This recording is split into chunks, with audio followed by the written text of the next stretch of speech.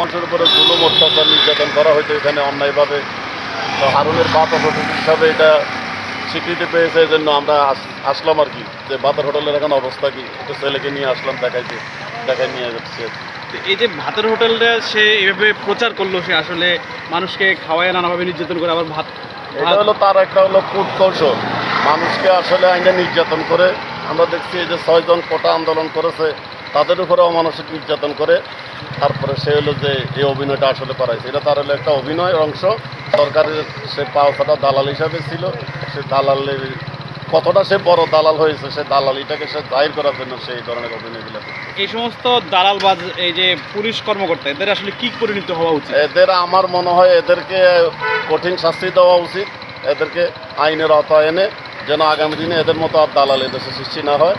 জনগণ যেন সত্যিকার এদের কাছে আইনের সহায়তা পায়, এ ধরনের ন্যায় পুলিশ নিয়ে আসা উচিত বলে আমরা মনে করি। বিপ্লব কুমার একজন ছিল যিনি রাজপথের মানে যারা রাজনৈতিক দল ছিল তাদের উপরে বিভিন্ন সময় আমরা দেখেছি। সে একই দোষরেরা। এখানে অনেক সৎ পুলিশ অফিসার আছে, আমরা মনে করি দেশপ্রেমিক পুলিশ অফিসার আছে, ফাঁসাই করে দোষমুক্ত দুর্নীতিমুক্ত যারা আসলে সত্যিকারের দায়িত্ব পালন করতে পারবে, যাদের টাকা দিয়ে লবিং করে আসবে না, আইনের শাসন কায়েম করতে পারবে, এদেরকে নিয়ে আসা উচিত বলে আমরা মনে করি।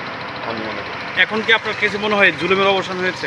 জুলুমের অবসান হয়েছে কিনা এখনও এটা বলার সময় আসেনি। এখনও নানান ধরনের ষড়যন্ত্র চক্রান্ত হচ্ছে, এটা আরও কিছুদিন গেলে মনে হয় বোঝা যাবে।